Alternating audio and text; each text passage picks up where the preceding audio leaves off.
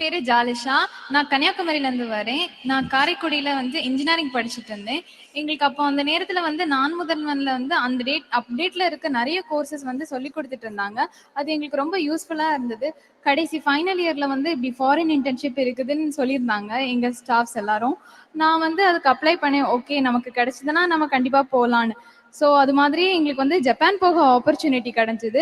அங்க ஜப்பான்ல நெக்ஸ்ட்ஜென் கார்ப்பரேஷன்ல வேலை பார்த்தோம். நாங்க வந்து இன்டர்ன்ஷிப் பண்ணிட்டு இருந்தோம். அப்புறம் எங்களுக்கு வந்து நீங்கெல்லாம் செலக்ட் ஆயிட்டீங்க, உங்களுக்கு வேலை கிடைச்சிருக்குது, 20 LPA பேக்கேஜ் அப்படின்லாம் சொல்லியிருந்தாங்க.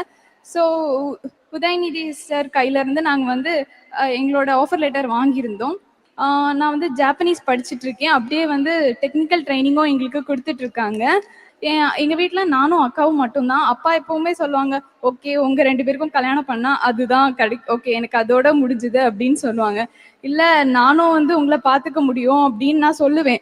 ஆனா அந்த சொன்னதை வந்து எனக்கு வந்து நிஜமாக்குறதுக்கு வந்து இந்த நான் முதல்வன் ஸ்கீம் தான் வந்து எனக்கு இந்த ஹெல்ப் பண்ணிருக்கு. ஜாப்பனீஸ் பேசுவீங்களா?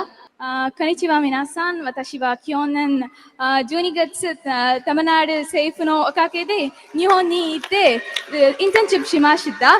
その結果就職することもできました。そのような珍しい機会をくださったタマナル政府と CM さんに私の心からどうもありがとうございます。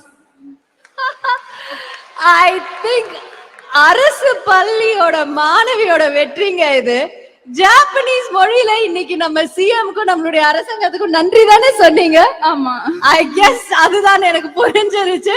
thank you so much. That's such a heart warming moment for us. ரொம்ப நன்றிமா.